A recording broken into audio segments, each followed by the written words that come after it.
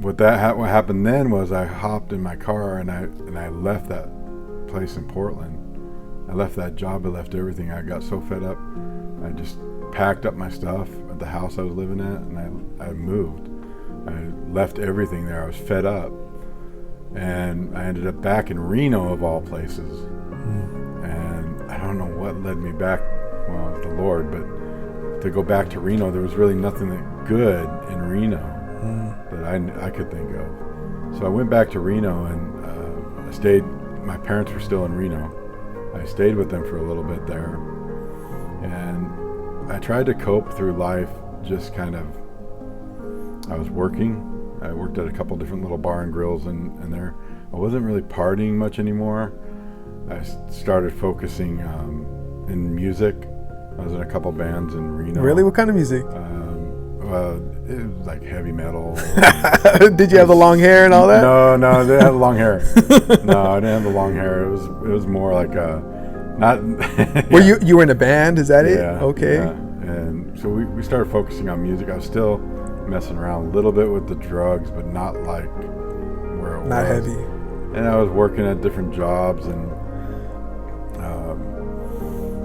so I did that for a couple years in Reno, trying to establish some kind of sanity. A couple friends that I knew from the high school era, they were, here we are, 6 years later, 7 years later.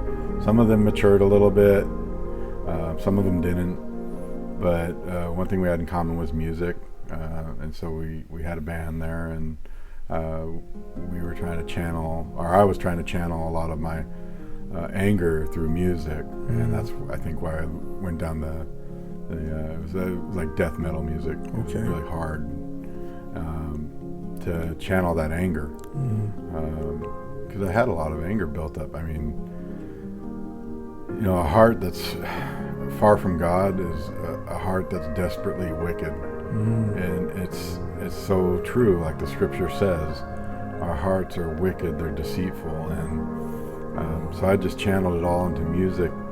And so I'm there at Reno for a couple years, doing this with the guys. But then I'm 25, and I moved with my girlfriend at the time to Grass Valley. Where's that at? Grass Valley, California. It's Northern California. Okay. So it's right below where Truckee would be, Truckee, California. Okay. Like 5,000 elevation. Wow. So it's up in the mountains, about an hour from Sacramento. Okay. But it's way up in the mountains, and so I moved to Grass Valley, and still trying to find my way. I had this incredible anger towards God. I mean, it was incredible, man. Wow. And so I'm in Grass Valley, and I'm about 26, almost 27 years old. I'm still playing music there with other musicians. I had a band in Grass Valley too. But things started declining for me mentally. So I don't know how to fully explain it. I'll do my best to explain what was happening. My mind was deteriorating. That's what it felt like. Like the drugs? Is that what you mean? Or? Well, yeah, I didn't know if it was. I was smoking weed up there, and then I even stopped drinking for a little while. Like, what's going on? Yeah. I started having these feelings of paranoia, where it caused me not to want to go out during the daytime. In fact, I liked going out at night. I liked being kind of in the dark. Mentally, I was deteriorating, and I didn't know what was going on with me. And it was really scary. I started losing grasp of reality in a lot of cases. Imagine somebody who's taking acid, how you lose that grasp of reality. Yeah. Well, that would come in and out on me. It would come in waves, where it was almost like a hallucination. And I didn't know what was going on. So I'm about 27 years old at this time. Were you getting enough sleep during that time?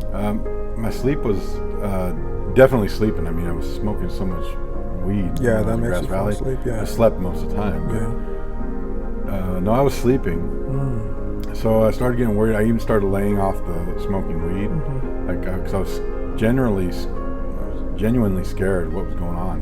I didn't understand it. What was the hallucinations like? Was there anything that you remember seeing or It anything? was just oppressive, like oppressive and fearful to be out in the daytime. Wow. Almost like a paranoia. Wow. I couldn't stand to even look at the sun or look at the daylight. I couldn't stand it, and I was really short with people. Like I started getting aggressive with people, started fighting more, and I was having these moments where I was just snapping mentally. So I'm 27 years old and I'm kind of freaking out, and I talked to my parents. I say, look, I gotta get out of here. I called them up. At this time, they're living here in Palm Desert, taking care of my grandma, my father's mom. So they're here in Palm Desert. They said, well, there's a mental health facility here. Maybe you need to be checked, check it out. So I came here and I went to Riverside Mental Health, and I started explaining what I was going on. So I'm 27 years old, explaining what's going on with me. And at this time, I'm not doing drugs, I'm not drinking, I'm doing absolutely nothing, and everything is seriously intense as far as the kind of hallucinations, the paranoia. It was really, really bad, and so something was going on that I didn't know what it was.